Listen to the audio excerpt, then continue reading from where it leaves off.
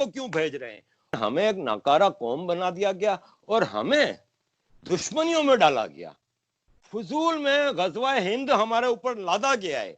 India के पास सिर्फ एक चीज ऐसी है जो पाकिस्तान के पास नहीं है, वो है एक professional army subservient to the constitution and political power, जो धंधा नहीं करती। और हमारे पास वो आर्मी है जो धंधा करती है, 100 से ज्यादा बिजनेस एंटिटीज चलाती है, कभी कोई प्रोफेशनल जंग नहीं जीती। अपनी आवाम पे जितने इन्होंने जेनोसाइड किए हैं, चाहे वो बंगाली हो, बलोच हो, पख्तून हो, मुहाजिर हो, सिंधी हो, सबको मारा है इन्होंने। इंडियन पार्ट ऑफ कश्मीर में जो इंडिया का हाथ में है, जम्मू कश्मीर लद्दाख, वहां पे 6 एयरपोर्ट हैं। आपके पाकिस्तान के आजाद कश्मीर गिलगित बल्तिस्तान में कितने एयरपोर्ट हैं, जरा कोई मुझे गिनवा दे। कि इंडिया के साथ पाकिस्तान के ताल्लुकात बेहतर कैसे हो सकते हैं? कब तक ये चलता रहेगा कि कश्मीर के ऊपर जो है झगड़े हो रहे हैं, उसके बाद एलओसी पे वायलेशंस हो रही हैं, फिर एक दूसरे के बारे में स्टेटमेंट्स आ रही हैं कि आप अभी 72 साल तो हो गए, आपको लगता है कि कोई इसका सोल्यूशन निकलेगा? और करंट गवर्नमेंट को आप कैसे देखते हैं? अच्छा देखें, पाकिस्तान के मिलिट्री बजट को हमें नजर में रखना होगा। अगर इतनी बड़ी रियासत है, 22 करोड़ के रेवेन्यू का कंट्री है, अगर करप्शन और मिलिट्री बजट को आप हटा देना तो हम इंग्लैंड और फ्रांस से अमीर मुल्क हैं। हम बहुत बड़े इकोनॉमिक पावर है, हमारी एग्रीकल्चर को आप देखें, हमारी प्रोडक्शन, लेकिन हमें एक नाकारा कौम बना दिया गया और हमें दुश्मनियों में डाला गया। फजूल में हिंद हमारे ऊपर लादा गया है। जियाउल हक ने आपका सिलेबस चेंज करके नसीम हिजाजी की किताब की थप्पियां रख दी आपके सर पे कि आप मोहम्मद बिन कासिम और सबको वो हीरो मानो और इसको दुश्मन मानो। ये कौन है? ये इंडिया है जो कि हमारे माँ बाप का देश था। मेरे माँ बाप दोनों उधर पैदा हुए थे और आज से 100 साल पहले केपी का एरिया भी इंडिया था, पंजाब सिंध बलूचिस्तान का थोड़ा एरिया इंडिया था, काफी ये सब इंडियन थे। हमें क्यों अपने अजदाद से नफरत सिखाई जाती है? मुझे कहते हैं तुम ये क्यों नहीं कहते कि मेरे वो अजदाद गलत थे जो हिंदू थे, क्योंकि हम भी 200-300-400 साल पहले मुसलमान हुए। तो मैं कहता हूं, मैं क्यों कहूं भाई, मैं क्यों उनको गलत कहूं? मैं तो अपने अजदाद पे फख्र करता हूं। तो मैंने कहा ना भाई ना, ये मेरे से नहीं होगा, ना मैं हिंदू से नफरत करूंगा, ना मैं इंडिया से नफरत करूंगा।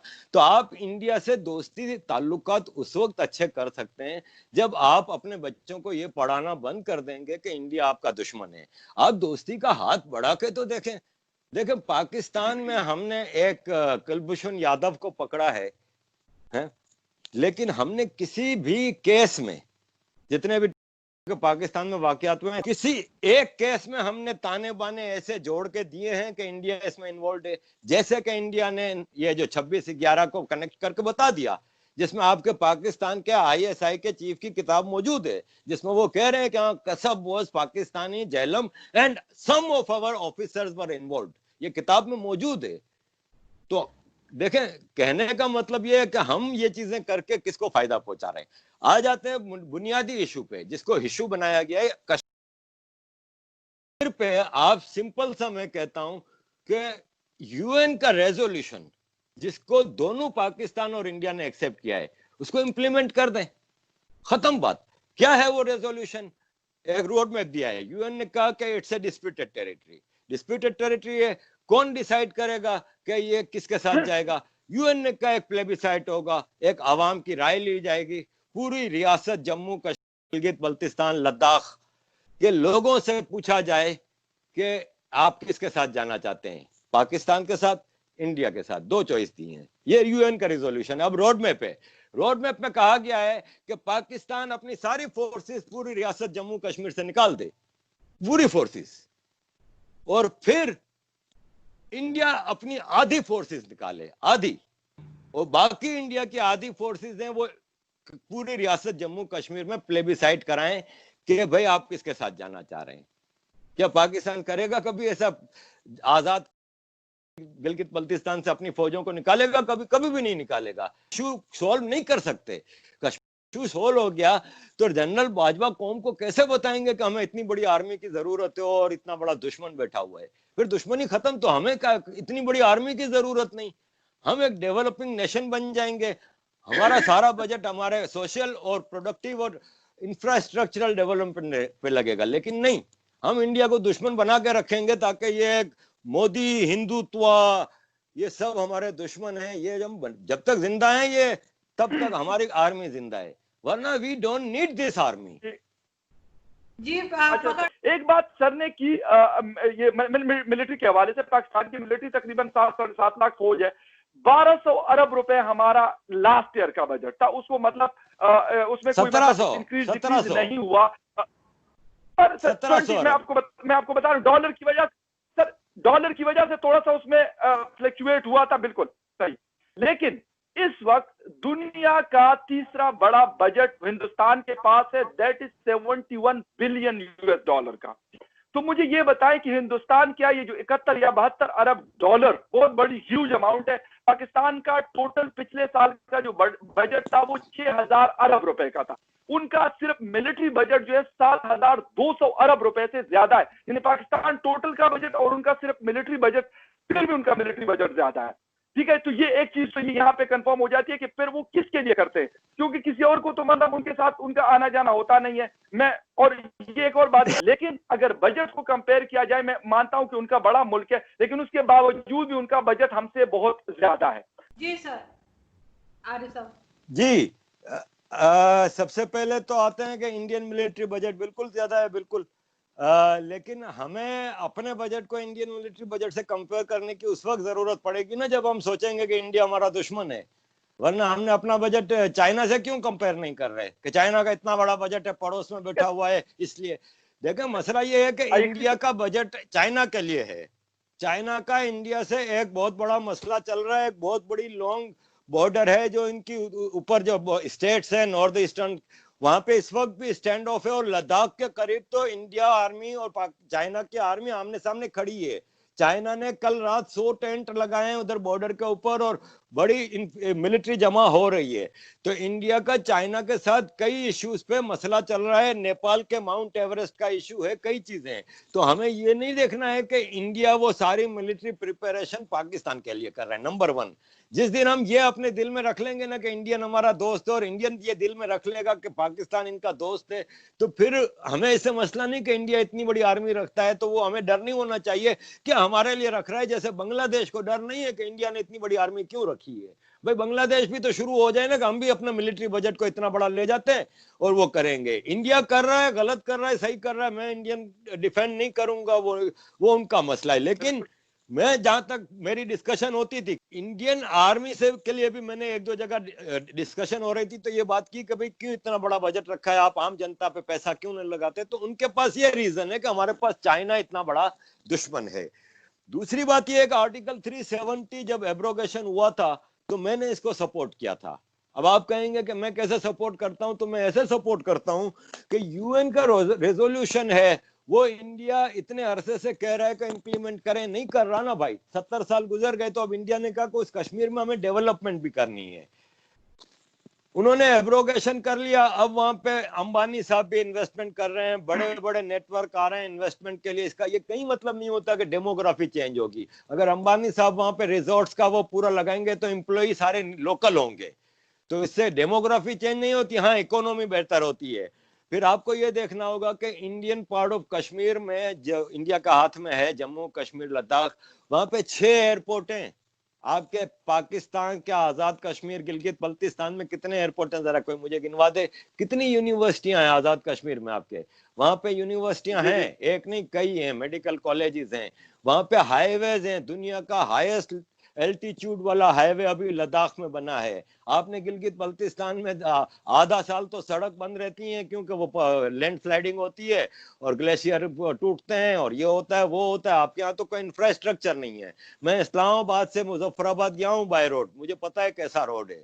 कोई हाईवे नहीं है, कोई कुछ नहीं है। 7 लाख फौज रखनी पड़ रही है इनको इसलिए कि पाकिस्तान में यहां से इन्फिल्ट्रेशन होती है। इसका मैं सबूत दे देता हूं आपको, सिंपल सा। इंडिया में अभी 8 मारे गए टेररिस्ट। पाकिस्तान में इस्लामाबाद में खड़े होकर सलाउद्दीन तकरीर कर रहा है, वीडियो चाहिए तो आपको भेज देता हूं, जिसमें कह रहा है कि हमारे 8 ने शहादत हासिल की है, दुश्मनों ने इनको उधर मार दिया। एक्सेप्ट कर रहा है और आपका लॉ उसको इजाजत दे रहा है कि वो खड़ा होकर इस्लामाबाद में तकरीर में एक्सेप्ट कर रहा है, और देवर पाकिस्तानीज, देवर नॉट इंडियन। वो इधर से गए थे पीओके में, पीओके से पाकिस्तानी पासपोर्ट होल्डर थे वो। उन लोगों को मारने के ऊपर शहादत का दर्जा दे रहा है और उनके लिए फातिहा खानी करा रहा है, कह रहा है हमारे हैं। किस लोग के तहत तुम पाकिस्तान में घूम रहे हो? आप दाऊद इब्राहिम को रख के बैठे हुए हो, आप इंडिया के वो खालिस्तान के जो जितने लीडर हैं उनको रख के बैठे हुए हो। आप क्या नेक नियत की बात करेंगे? मुझे एक तो पाकिस्तानी दुश्मन बता दें जिसको इंडिया ने पनाह दी हो। बरामदा बुगटी ने मांगी, मना कर दिया उन्होंने। आपको तो इंडिया का कोई हेरा गरा नत्थू खेरा मिलता है, आप उठा कर ले आते हो पाकिस्तान में, उसको प्रोटोकॉल में रख के उससे सारे काम करा रहे हो। दिस वे आप you can not finish this enmity. इन्होंने बात की कि कश्मीरी लोग जो हैं उन्होंने 370 को इसलिए हटाया कि वहां पे वो डेवलपमेंट करना चाहते हैं। अगर इतनी हाईवेज और सारा कुछ बना तो क्या उसके लिए 370 हटाने की फिर जरूरत क्या पेश आई उनको? उनको डेमोग्राफी चेंज करनी थी। सर आप मुझसे बिल्कुल डिसएग्री करें या बिल्कुल एग्री करें, वो आपका अपना एक पॉइंट ऑफ व्यू हो सकता है। जिस तरीके से इसराइल ने मॉडल यूज किया, वही मॉडल सेम मोदी साहब जो है यूज कर रहे हैं। हमने कहा कि कलभूषण के अलावा शायद हमारे पास कोई सबूत नहीं है, हो सकता है कि हम उस तरीके से ना कर सक रहे हो जिस तरह हिंदुस्तान करता है डोजियर्स और वो, लेकिन इसके बावजूद भी बहुत सारी चीजें ऐसी हैं कि शायद उसको मेरे ख्याल में डॉक्यूमेंटेड इस तरीके से ना हो। दूसरी आखिरी बात करूंगा, शॉर्ट करने की कोशिश कर रहा हूं, कि पाकिस्तान उनके मुकाबले में बहुत छोटा मुल्क है। एक तरफ 135 करोड़ की पॉपुलेशन है, एक तरफ 22 करोड़ की पॉपुलेशन है। जीडीपी का बहुत बड़ा डिफरेंस है। वो हमसे एडवांस मुल्क है, उनके पास हमसे बेहतर टेक्नोलॉजी है, उनका जीडीपी हमसे अच्छा है, उनका पर कैपिटा इनकम हमसे अच्छा है, बहुत सारी चीजें उनकी ऐसी हैं। दूसरी बात, उनको दुनिया सपोर्ट करती है। पाकिस्तान को मैं कहता हूं ठीक है, पाकिस्तान के मसाइल भी होंगे, लेकिन इससे बड़े मसाइल इजराइल के साथ भी है, लेकिन इजराइल को किसी ने ये मतलब ये पॉइंट आउट नहीं किया। क्या देखें, आइडियल सिचुएशन ये है कि कश्मीर सॉल्यूशन के हवाले से कि यूएन रिजोल्यूशन, लेकिन अब अगर यूएन रेजोल्यूशन 72 साल से इंप्लीमेंट नहीं हो रहे तो मैं स्टेटस को के खिलाफ हूं। पाकिस्तान आर्मी के इंटरेस्ट में है स्टेटस को, और स्टेटस को ही इनके इंटरेस्ट में जाता है। मैं स्टेटस को खत्म करना चाह रहा हूं कि जो सिचुएशन है अब उसको सॉल्व करें। जहां तक इन्होंने कहा कि वो जो मुजाहिदीन वहां पे करने गए थे, तो क्या फिर ये इसी मीनिंग में बलोच में जो आजादी की जंग लड़ रहे हैं वो मुजाहिदीन है? क्यों कि 11 अगस्त 1947 को आजाद रियासत बलोचिस्तान की एम्बेसी का कराची में इफ्तिताह हुआ था, and Pakistan has recognised Balochistan as an independent state. Record देख ले, कराची में कल्लात रियासत की एम्बेसी भी थी। तो आपने उस पे, और ये भी रिकॉर्ड देख लें, आप गूगल पे ही ढूंढ लेंगे, आपको मिल जाएगा कि खान ऑफ कल्लात के बेटे ने भी कहा है, खान दाऊद कल्लात ने अभी कहा है कि मेरे बाप को गन पॉइंट पे साइन कराया गया था पाकिस्तान आर्मी ने, तो बोलो आपने भी ऑक्यूपाई किया है। तो फिर आज वहां पे जो जंग लड़ रहे हैं, फिर उसको भी पहले आप मुजाहिदीन एक्सेप्ट करें और अपनी फौज को ऑक्यूपायर माने, तो फिर कश्मीर पे मैं भी सोचूं अपना ख्याल बदलने के लिए। मेरा पॉइंट ऑफ व्यू कश्मीर पे क्लियर है। वो ये है कि जब 1947 में ब्रिटिश जा रहा था तो हिंदुस्तान ब्रिटिश इंडिया में 600 के करीब आजाद रियासतें थीं, जिनको ब्रिटिश ने महाराजा, राजा, नवाब, मिर्जा इनको रिकॉग्नाइज किया हुआ था। ब्रिटिश ने इन तमाम रियासतों को राइट दिया था कि आइदर चूज पाकिस्तान और इंडिया, तीसरा ऑप्शन नहीं था कोई। जूनागढ़ और कई भावलपुर, खैरपुर, कई रियासतों ने स्टेटस को लिया था शुरू में। इन्होंने कहा लेट अस गिव टाइम। खास तौर पे हैदराबाद, जूनागढ़, यहाँ पे मुस्लिम एक बड़ी तादाद में थे और रूलर हिंदू थे, और इस टाइप की जो सिचुएशन थी। कश्मीर के महाराजा ने स्टेटस को लिया था। पाकिस्तान ट्राइबल इन्वेजन होता है, फोर्सेस गिलगित बल्तिस्तान क्रॉस करके मुजफ्फराबाद तक पहुंच जाती हैं, तो फिर महाराजा हरि सिंह और शेख अब्दुल्ला मुस्लिम लीडर थे उस वक्त, उनकी मर्जी से और हिंदू आबादी की मर्जी से महाराजा हरि सिंह नेहरू के पास गए और बोला हमारी मदद करो, पाकिस्तान ने इन्वेजन किया है। तो नेहरू ने कहा हम कैसे मदद कर सकते हैं, तुम पार्ट ऑफ इंडिया थोड़ी हो। तो उन्होंने कहा कि मैं एक्सेशन ट्रीटी साइन करता हूं and I declare to be part of India.